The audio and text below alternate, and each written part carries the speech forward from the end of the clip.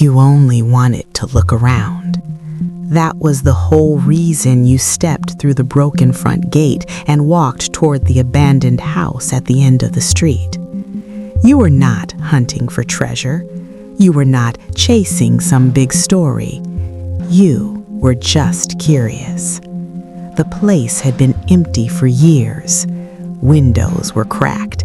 Paint was peeling. The yard was full of dead grass and weeds.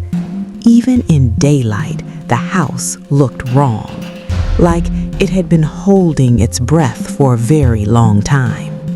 You push the front door with one careful hand. It opens with a low creak. Dust hangs in the air. The smell hits you first. Old wood, mold, cold air. Everything inside feels frozen. A chair is tipped over near the wall. A family picture frame lies face down on the floor. There are boxes in the hallway, half opened, like someone meant to come back for them and never did. You take a few slow steps forward. Your shoes crunch over broken glass. Every sound feels too loud. You tell yourself to relax. It is just an old house, nothing more. Still, your heart beats faster as you move from room to room. The kitchen is a mess. Cabinets hang open. There are faded plates in the sink. A clock above the stove is stuck at 4:17. The living room is even stranger. There is a blanket on the couch, still folded like somebody left in a hurry. A lamp leans sideways on a small table. And in the corner, under a layer of dust, sits a cardboard box with toys spilling out. For a second, the house stops feeling scary. It starts feeling sad, like you are walking through the remains of someone else's life. You climb the stairs. Each step groans under your weight. At the top, the hallway is narrow and dim. One bedroom is empty. Another has old clothes on the floor and a broken mirror on the wall.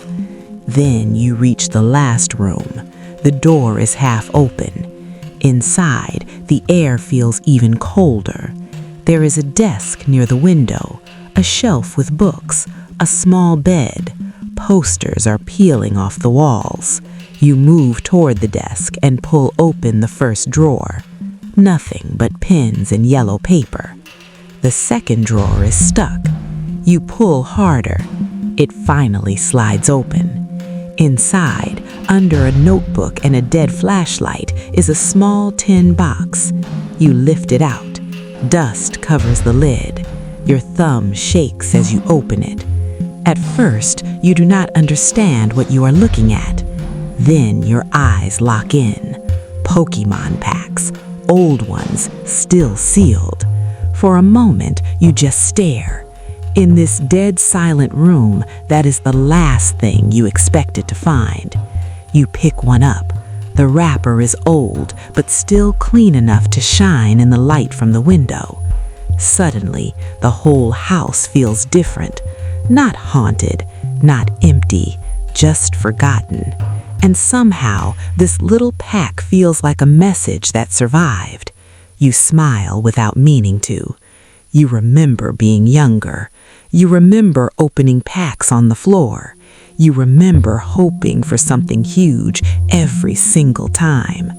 That old feeling comes back so fast it almost hurts. You tell yourself not to be dumb. It is probably nothing. Maybe the cards are ruined. Maybe the pack is fake. Maybe it was left here because it had no value at all. But your hands already know what they want. You sit on the edge of the bed. Dust rises around you.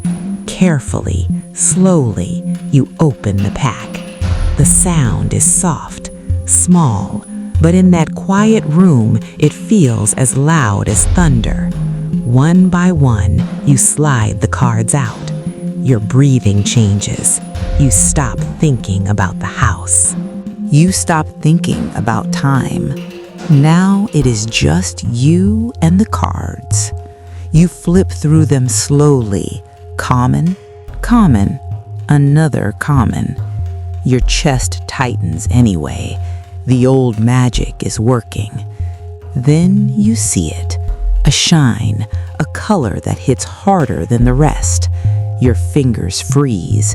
You pull the card forward and stare. Charizard X.